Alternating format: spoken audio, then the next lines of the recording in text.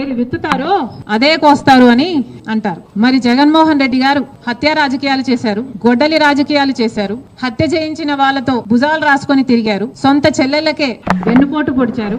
5 కోట్ల మంది ఆంధ్ర రాష్ట్ర ప్రజలకు బీజేపీ పార్టీకి ప్రత్యేక హోదాను తాకట్టు పెట్టారు. ఈ రోజు జగన్మోహన్ రెడ్డి గారు ఢిల్లీలో ధర్నా చేస్తారా? ప్రత్యేక హోదా కోసం ఎందుకు చేయలేదండి ధర్నాలు? 5 సంవత్సరాల మీద అధికారంలో ఉన్నారు కదా, మరి ఢిల్లీలో మీరు ప్రత్యేక హోదా కోసం ఎన్నిసార్లు ధర్నాలు చేశారు? ప్రత్యేక హోదా అసలు ఊసే లేకుండా చేశారు కదా. ప్రత్యేక హోదా గురించి మీరు ఏ రోజు పట్టించుకోలేదు, పోలవరం గురించి మీరు ఏ రోజు పట్టించుకోలేదు, రాజధాని గురించి అని చెప్పి 3 రాజధానులను కన్ఫ్యూజ్ చేశారు.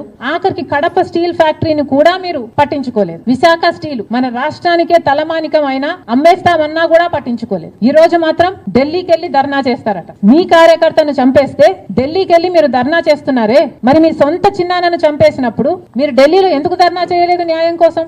జగన్మోహన్ రెడ్డి గారు సమాధానం చెప్పాలి. ఒకవైపు ఇక్కడ అసెంబ్లీ జరుగుతుంది, అసెంబ్లీ జరుగుతున్న సమయంలో మీరు అసెంబ్లీలో ఉండకుండా ఉండే ధైర్యం మీకు లేక ఇలా సాకులు వెతుక్కొని ఢిల్లీ వెళ్తామంటున్నారే, అంటే అసెంబ్లీలో ఏ బిల్లు ప్రవేశపెట్టినా అది ప్రజలకు వ్యతిరేకమైన అది పాస్ అయిపోవాలనా? మీరు ఉన్నదే 11 మంది, కనీసం ఆ బిల్స్ మీద డిస్కషన్ మీకు అవసరం లేదా? మీరు కొట్లాడాల్సిన అవసరం లేదా? ఏం ఆలోచన చేస్తున్నారు జగన్మోహన్ రెడ్డి గారు? అసలు ఈ వెనుకొండలో జరిగిన హత్య కూడా పొలిటికల్ మర్డర్ ఇది కానే కాదు, ఇది వ్యక్తిగత మర్డర్ అని కూడా అంటున్నారు కదా. మొన్నటి వరకు కూడా హత్య చేసిన వాళ్ళు, హత్య గురైన వాళ్ళు ఇద్దరు వైసీపీతోనే ఉన్నారు. మరి అలాంటప్పుడు ఇది పొలిటికల్ మర్డర్ ఎలా అవుతుంది? ఈ పొలిటికల్ మర్డర్ అని మీరు చెప్పి మీరు ఢిల్లీకి వెళ్లి ధర్నా చేస్తున్నారా? దేనికి? మీ ఉనికి కాపాడుకోవడం కోసం, మీ పార్టీ కోసం అని చెప్తున్నారు. ప్రజలు ఏం ఆలోచిస్తారు? ఈ రోజు వరదలు వస్తున్నాయి మన రాష్ట్రంలో, వారిని వెళ్ళి పరామర్శించాలని మీకు అనిపించలేదు, కానీ వ్యక్తిగత మర్డర్లో మీ పార్టీకి సంబంధించిన ఇద్దరు కొట్టుకొని చచ్చిపోతే ఈ రోజు మీరు ఢిల్లీకి వెళ్లి ధర్నా చేస్తారా? ప్రజల కోసం మీరు ఎందుకు నిలబడలేదు?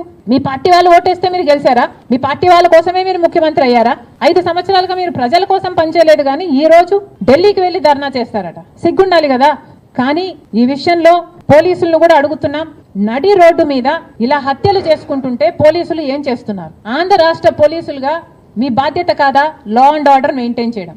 ముఖ్యమంత్రి గారు, డిప్యూటీ ముఖ్యమంత్రి గారు చంద్రబాబు గారు, పవన్ కళ్యాణ్ గారిని కూడా ప్రశ్నిస్తున్నాం, మీ హయాంలో నడి రోడ్డు మీద ఇలా మర్డర్లు జరిగితే మీరు బాధ్యులు కారా? మీకు ఆపాల్సిన బాధ్యత లేదా? లా అండ్ ఆర్డర్ ఉన్నట్టా చచ్చిపోయినట్టా మన రాష్ట్రంలో? మళ్ళీ చెప్తున్నాం, మీరు జోక్యం చేసుకోండి, ఇలాంటివి కాకుండా చూసుకోండి. పోలీసులు కూడా అప్రమత్తంగా ఉండాలి. ఈ లా అండ్ ఆర్డర్ సిచ్యువేషన్ ని కంట్రోల్ చేయాల్సిన బాధ్యత పోలీసులకు ఉంది, ముఖ్యమంత్రికి ఉంది, డిప్యూటీ చీఫ్ మినిస్టర్ కు ఉంది. దయచేసి మళ్ళీ ఇలాంటివి జరగకుండా చూడండి.